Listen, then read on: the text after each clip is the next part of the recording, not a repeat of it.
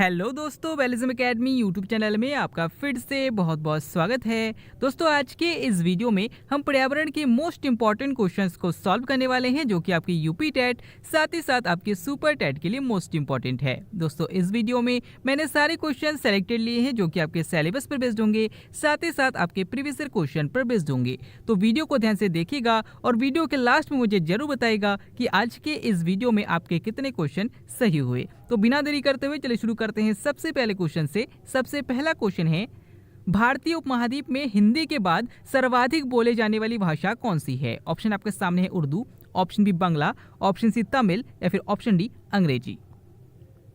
इसका सही आंसर हो जाएगा ऑप्शन बी बांग्ला। दोस्तों, याद रखिएगा कि भारत में सर्वाधिक बोले जाने वाली जो भाषा है वो हिंदी है और दूसरी सर्वाधिक बोले जाने वाली जो भाषा है वो बांग्ला है। अगर आपसे पूछा जाता है कि विश्व में सर्वाधिक मात्रा में कौन सी भाषा बोली जाती है, तो याद रखिएगा अंग्रेजी बोली जाती है और दूसरे नंबर पर मंदारिन बोली जाती है। अगला क्वेश्चन, किस राज्य को शक्कर का प्याला कहा जाता है? ऑप्शन आपके सामने है मध्य प्रदेश, छत्तीसगढ़, ऑप्शन सी उत्तर प्रदेश या फिर ऑप्शन डी केरल। इसका सही आंसर हो जाएगा ऑप्शन सी उत्तर प्रदेश। दोस्तों, याद रखिएगा कि उत्तर प्रदेश को शक्कर का प्याला या फिर चीनी का कटोरा कहा जाता है।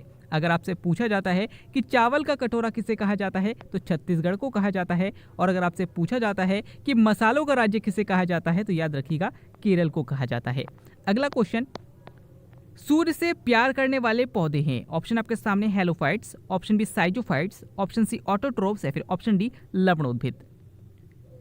इसका सही आंसर हो जाएगा ऑप्शन ए हेलोफाइट्स। दोस्तों, याद रखिएगा कि ऐसे पौधे जो कि लवण युक्त मृदा में उगते हैं उन्हें हम हेलोफाइट्स कहते हैं और इन्हें सूर्य से प्यार करने वाले पौधे भी कहा जाता है।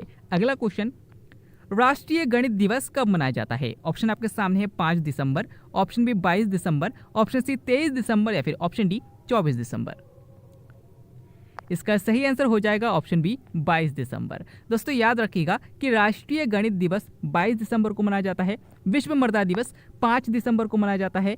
अगर आपसे पूछा जाता है कि राष्ट्रीय किसान दिवस कब मनाया जाता है, तो 23 दिसंबर को मनाया जाता है। और याद रखिएगा कि राष्ट्रीय उपभोक्ता दिवस 24 दिसंबर को मनाया जाता है।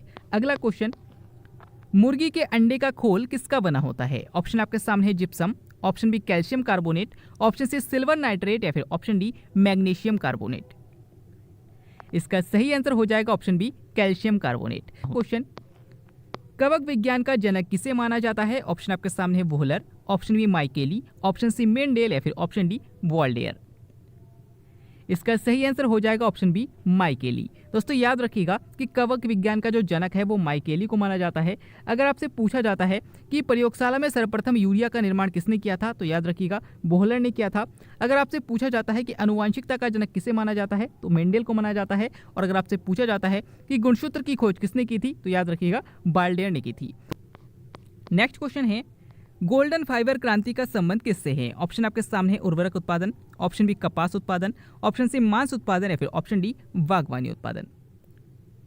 दोस्तों, यहाँ पर कोई भी ऑप्शन सही नहीं होगा, क्योंकि इसका सही आंसर होगा जूट उत्पादन। दोस्तों, याद रखिएगा कि गोल्डन फाइबर क्रांति का संबंध जो है वो जूट।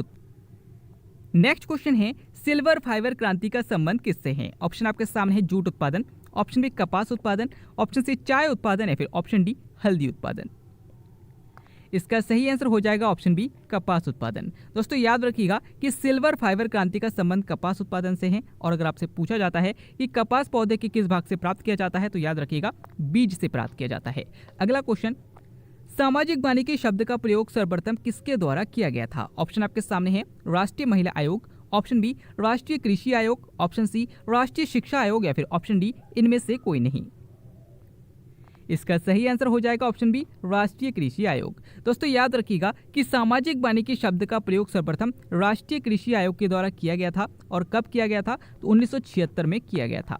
अगर आपसे पूछा जाता है कि सामाजिक वानिकी क्या होता है, तो याद रखिएगा कि ज़्यादा से ज़्यादा लोगों को वन लगाने के पौधे लगाने के लिए प्रेरित किया जाए, इसी से संबंधित है सामाजिक वानिकी। नेक्स्ट क्वेश्चन है, अफीम का मुख्य अवयव है। आपको बताना है कि अफीम का मुख्य अवयव क्या है। ऑप्शन आपके सामने है morphine, option B quinine, option C heroin या फिर ऑप्शन डी एट्रोपिन। इसका सही आंसर हो जाएगा ऑप्शन ए मॉर्फिन। दोस्तों, याद रखिएगा कि अफीम का मुख्य अवयव मॉर्फिन है। अगला क्वेश्चन, किस विटामिन को हार्मोन भी कहा जाता है? ऑप्शन आपके सामने है vitamin A, option B vitamin K, option C vitamin D या फिर ऑप्शन डी विटामिन ई। इसका सही आंसर हो जाएगा ऑप्शन सी विटामिन डी। दोस्तों याद रखिएगा कि जो विटामिन डी है जब हमारे शरीर में ये प्रवेश करता है तो हार्मोन की तरह कार्य करने लगता है, इसलिए इसे हार्मोन भी कहा जाता है। अगला क्वेश्चन, भारत की सबसे चौड़ी नदी कौन सी है? ऑप्शन आपके सामने है Ganga, option B Kaveri, option C Godavari या फिर ऑप्शन डी ब्रह्मपुत्र। इसका सही आंसर हो जाएगा ऑप्शन डी ब्रह्मपुत्र। दोस्तों याद रखिएगा कि भारत की सबसे लंबी नदी गंगा नदी है और भारत की सबसे चौड़ी नदी ब्रह्मपुत्र नदी है। अगर आपसे पूछा जाता है कि दक्षिण गंगा किसे कहा जाता है तो याद रखिएगा गोदावरी को कहा जाता है, और अगर आपसे पूछा जाता है कि दक्षिण भारत की गंगा किसे कहा जाता है तो कावेरी नदी को कहा जाता है। अगला क्वेश्चन, भारतीय संविधान में प्रथम संशोधन कब हुआ था? ऑप्शन आपके सामने 1947, ऑप्शन बी 1950, ऑप्शन सी 1951 या फिर ऑप्शन डी 1955। इसका सही आंसर हो जाएगा ऑप्शन सी 1951। दोस्तों याद रखिएगा कि भारतीय संविधान में सबसे पहली बार जो संशोधन हुआ था वो 1951 में हुआ था। और अगर आपसे पूछा जाता है कि भारतीय संविधान के किस संशोधन को मिनी कॉन्स्टिट्यूशन कहा जाता है तो याद रखिएगा 42वां संविधान संशोधन को मिनी कॉन्स्टिट्यूशन कहा जाता है। अगला क्वेश्चन, थायराइड की आत्महत्या किसे कहा जाता है? ऑप्शन आपके सामने है घेंगा, option B cretinism, option C haemophilia या फिर ऑप्शन डी। इसका सही आंसर हो जाएगा ऑप्शन डी हाशिमोटो। दोस्तों याद रखिएगा कि हाशिमोटो रोग क्या होता है। इसमें अगर हमारी थायराइड ग्रंथि से किसी भी तरीके से अगर आयोडीन की मात्रा अगर कमी हो जाती है या फिर आयोडीन का अधिक मात्रा में सेवन किया जाता है तो हमारी थायराइड ग्रंथि से थायरॉक्सिन हार्मोन जो है वो अधिक मात्रा में या सही मात्रा में नहीं निकलता है, जिस वजह से जो हमारी बॉडी में प्रतिरक्षा तंत्र है ये सोचने लगता है कि शायद हमारी बॉडी में कोई एंटीजन ने प्रवेश कर लिया है, इसीलिए वो एंटीबॉडी बनाने का कार्य करती है और उसको नष्ट करने का कार्य करती है, और कभी कभी ये पूरी थायराइड ग्रंथि को ही नष्ट कर देती है, इसीलिए इसे थायराइड की आत्महत्या भी कहा जाता है।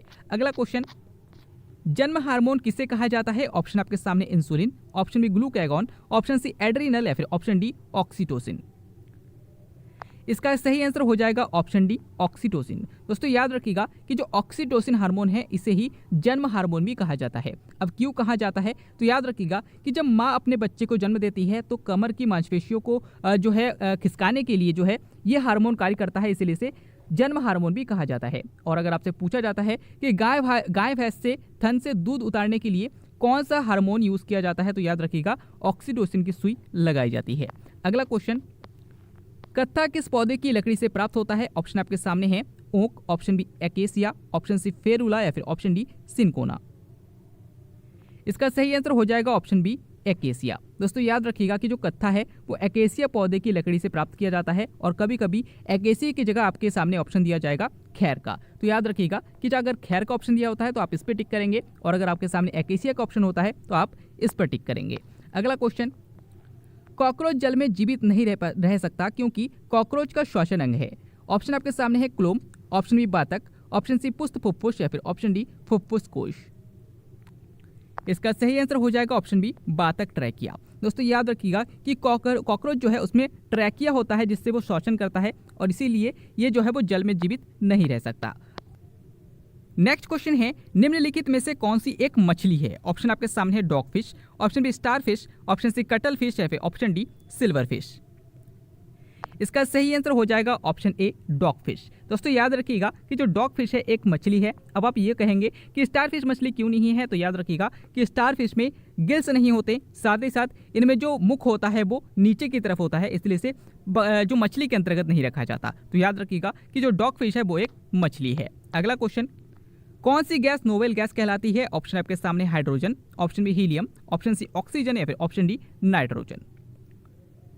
इसका सही आंसर हो जाएगा ऑप्शन बी हीलियम। दोस्तों याद रखिएगा कि हीलियम गैस को नोवेल गैस भी कहा जाता है, और अगर आपसे पूछा जाता है कि दुनिया में सबसे हल्की गैस कौन सी है तो याद रखिएगा हाइड्रोजन है। अगला क्वेश्चन, जंग रहित लोहा बनाने के लिए प्रयुक्त होने वाली महत्वपूर्ण धातु कौन सी है? ऑप्शन आपके सामने है तांबा, option B tin, option C chromium या फिर ऑप्शन डी एल्यूमिनियम। इसका सही आंसर हो जाएगा ऑप्शन सी क्रोमियम। दोस्तों याद रखिएगा कि लोहे पर जंग को रोकने के लिए उसमें क्रोमियम को मिलाया जाता है जिससे उसमें जंग नहीं लगता।